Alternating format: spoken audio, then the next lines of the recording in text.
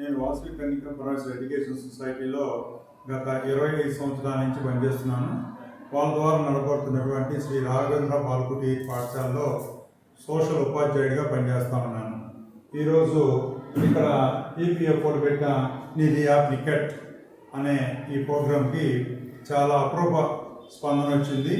చాలామంది ఎంప్లాయీస్ ఇక్కడికి వచ్చి వారికి ఈపీఎఫ్లో ఉన్నటువంటి సమస్యలు మొత్తం కూడా ఆఫీసర్ల ద్వారా వాళ్ళ యొక్క బృందం ద్వారా తెలుసుకొని వాళ్ళ యొక్క సమస్యల పరిష్కారానికి మార్గాన్ని తెలుసుకోవడం జరిగింది. అదేవిధంగా వీళ్ళు ఇక్కడ రకరకాలైనటువంటి సమస్యలతో వచ్చారు. ముఖ్యంగా ఈ డాక్యుమెంట్స్ వచ్చేసరికి నామినీ డాక్యుమెంట్స్ కానీ, లేదా జాయింట్ డిక్లరేషన్ కానీ, లేదా 10D కానీ, LOD కానీ, ఇట్లాంటి అన్ని విషయాల గురించి చాలా వివరంగా డిస్ప్లే చేస్తూ తెలియజేయడం జరిగింది. వీటన్నిటిని తెలుసుకొని వాళ్ళ యొక్క సమస్యల పరిష్కారానికి మార్గం సుగమమైందని చెప్పేసి అందరూ భావించి చాలా సంతోషంగా వెళ్ళడం జరిగింది. ఈ విధంగా ఈపీఎఫ్ వాళ్ళు ఒక క్యాంపుని ఏర్పాటు చేయడం అనేది చాలా సంతోషకరమైన విషయంగా భావించడం జరిగింది.